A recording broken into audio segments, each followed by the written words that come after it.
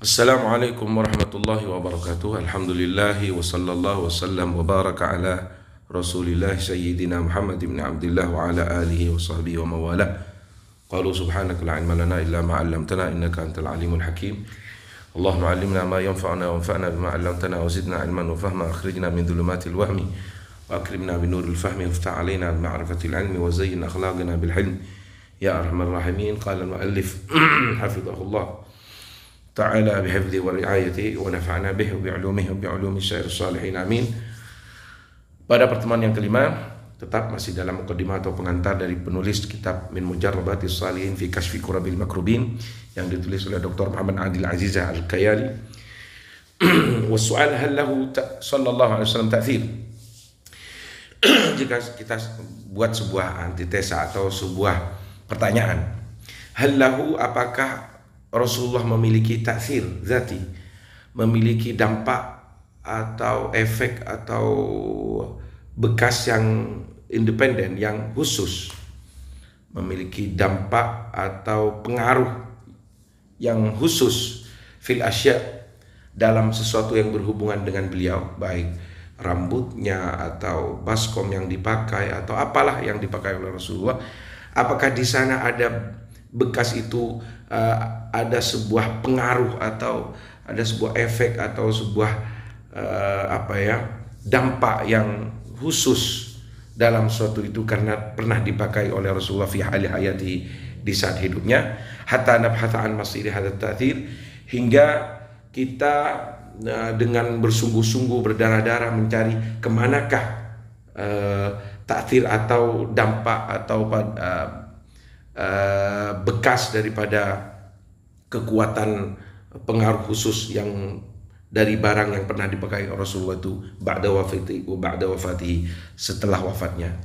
Artinya, seandainya dibuat sederhana, apakah seluruh yang berhubungan dengan Rasulullah di saat hidupnya pernah dipakai, atau apa yang berhubungan dengan Rasulullah, baik rambut atau air wudunya atau baskom atau bajunya, apakah memang setelah dipakai Rasulullah barang-barang itu memiliki kekuatan khusus sehingga setelah wafatnya kita harus mencari di manakah kekuatan itu berada?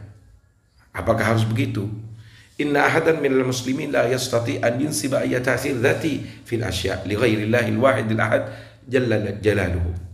Sesungguhnya tak satu pun dari kaum muslimin akan menyatakan bahwa setiap sesuatu yang berhubungan Rasulullah atau apapun saja memiliki ta'thir atau pengaruh secara independen, memiliki kekuatan yang sendirinya, sehingga dengan hal ini dia akan berbenturan dengan kekuatan yang memang oleh Allah dititipkan kepada segala sesuatu yang Allah kehendaki. Jadi tak satu pun ahadan minal muslimin la yastati, tidak boleh salah satu atau semua kaum muslimin tidak boleh, tidak akan mampu an yunsibah, untuk menisbatkan ayat ta'thir atau menyatakan, mengklaim bahwa barang ini memiliki kemampuan khusus dengan sendirinya tanpa diberikan oleh kekuatan Allah.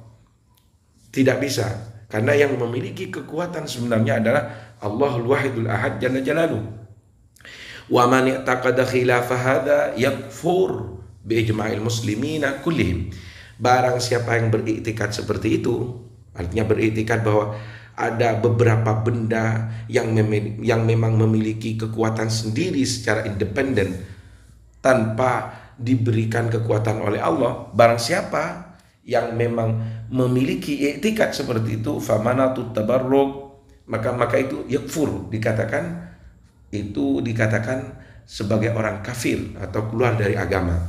Famanatut tabarruk wat tawassul, konteks tabarruk dan tawassul bi atharin nabi, dengan peninggalan Rasulullah, sisa-sisa Rasulullah sallallahu alaihi wasallam, wabihi, dan konteks tawassul dengan diri atau zat Rasulullah, laisa huwa isnadu ayyi ta'thir, bukanlah dalam rangka mengklaim bahwa barang-barang yang ditinggalkan Rasulullah atau Rasulullah sendiri yang memiliki kekuatan. Karena kita memahami dalam doa-doa setelah sholat, kita juga memahami la yanfa'u dzal jadd minkal jadd, bahwa pangkat yang kita tawassulkan kepada Allah, pangkat Nabi Muhammad adalah pangkat yang diberikan oleh Allah. Dan memang Allah memberi pintu itu melalui Rasulullah nanti di syafaatul uzma. Jadi tidak ada orang yang di mahsyar itu langsung berdoa kepada Allah, ya Allah, ya Allah, tanpa melewati daripada pintu yang Allah berikan, yaitu pintu Rasulullah Sallallahu Alaihi Wasallam. Semuanya kembali kepada Allah. Laisa huwa isnadu ayyi ta'thir ilahi wal iyadhu billah. Kita bertawassul kepada Rasulullah, bertawassul dengan Rasulullah, bertawassul, bertabarruk dengan peninggalan-peninggalan Rasulullah, bukan beriktikad bahwa barang-barang yang ditinggalkan Rasulullah itu memiliki kemampuan atau memiliki pengaruh khusus atau efek yang khusus, kekuatan yang khusus tanpa diberikan oleh Allah umpamanya, memiliki kekuatan dengan sendirinya. Itu tidak kita iktikadkan seperti itu. Wa innamal manat kaunuhu afdhalul khalaik. Tapi konteks daripada tawassul dan tabarruk itu karena Rasulullah sebagai afdhalul khalaik, paling utamanya makhluk indallah, menurut Allah ala itlaq, secara mutlak, secara absolut, tak ada ciptaan Allah yang lebih mulia daripada Rasulullah sallallahu alaihi wasallam. Wa kaunuhu rahmatan min Allah, dan juga Rasulullah adalah sebagai rahmat dari Allah alal ibad, bagi seluruh hamba-hambanya. Fahuwa tawassul bi qurbihi sallallahu alaihi wasallam ila rabbih. Fahuwa, maka itulah yang dimaksud tawassul atau membuat perantara karena bi qurbihi, sebab dekatnya Rasulullah sallallahu alaihi wasallam ila rabbih, kepada Tuhannya.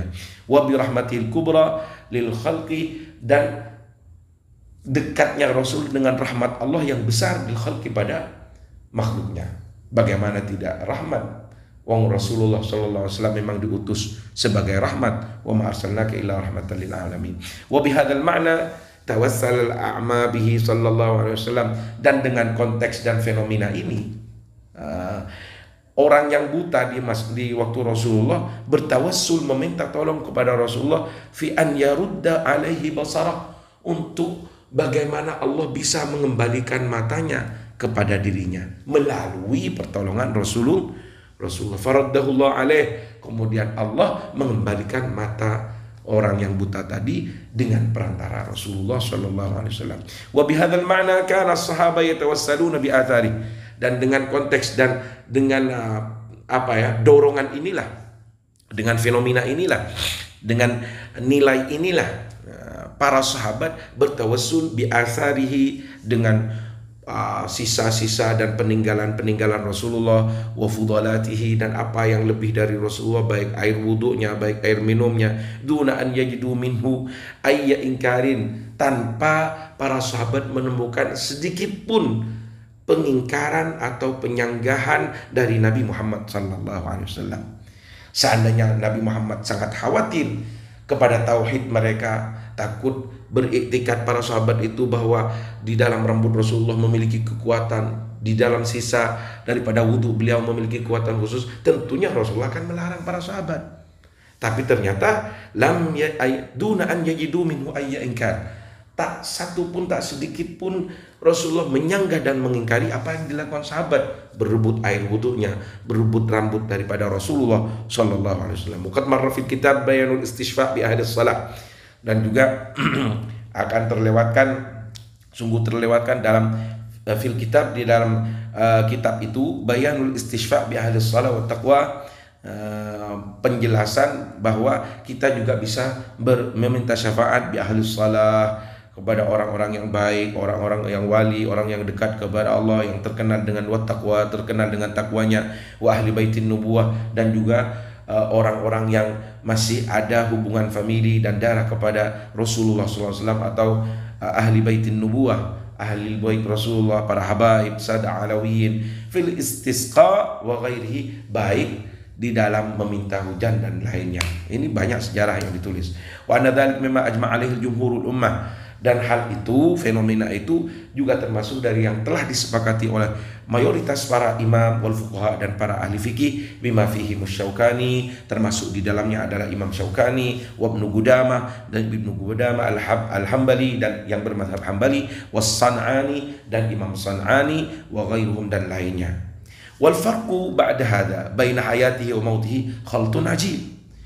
Jadi jika ada orang yang membedakan antara hidup Rasulullah dan mati Rasulullah, setelah kita membaca fenomena apa yang kita ketahui di sini, maka khaltun ajib itu adalah sebuah pemikiran yang amburadul sekali. Jadi pemikiran yang tidak masuk akal, wa gharib dan sangat asing. Fil bahthi, di dalam pembahasan, la musawwigha lahu, tak ada satupun yang mengapologinya atau tak ada satupun yang bisa menganggapnya benar berpikir seperti itu. Artinya jika kita bedakan hidup Rasulullah dan matinya, betapa kita itu suul adab. Kita menganggap setelah matinya Rasulullah tidak akan mampu membantu dan menolong kita. Padahal di dalam hadis lain itu ada yang menyatakan tak satupun ma'ahadun yusallim alaihi hatta arudda ilaihi salam. Tak satupun Allah kama qala dari salah satu kalian dari kaum muslimin membaca salam, membaca salawat kepadaku, melainkan Allah akan mengembalikan ruhku fa arudda alaihi salam, kemudian saya menjawab salamnya. Dan juga ada hadis-hadis lain yang menyatakan bahwa Rasulullah ketika melihat umatnya baik, hamidullah, kata Rasulullah, aku memuji kepada Allah. Ketika melihat umatnya banyak melakukan dosa, istaghfartu lahum, aku memohonkan ampunan bagi mereka. Ini ketika Rasulullah sudah hidup. Hayati khairul lakum wa mamati khairul lakum. Dalam hadis lain, hidup dan mati Rasulullah itu, kata Rasulullah sendiri, adalah baik buat kalian.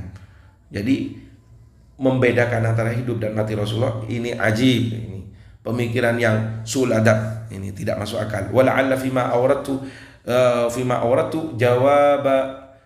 jawabun wadih. Wala'alla, mungkin apa yang saya sudah fima awratu yang saya sampaikan sebagai pengantar ini jawabun wadih, merupakan jawaban yang jelas ala ma dzukira min tasaulan, atas apa yang disebutkan dari beberapa antitesa atau pertanyaan-pertanyaan, wa bayanu ma kana alaihi salaf as-salih, dan juga beberapa penjelasan yang dilakukan oleh para ulama-ulama saleh, para ulama-ulama salaf sebelumnya, sehingga ini memperkuat apa yang saya nyatakan. Wa as'alullah ta'ala an yakuna aunan lana, aku berharap dan memohon kepada Allah semoga Allah membantuku, sebagai Allah menolongku fi itmami ma bada'na, dalam menyempurnakan kitab yang saya mulai ini, yang saya tulis ini. Wallahal musta'an, dan hanya kepada Allah aku meminta pertolongan.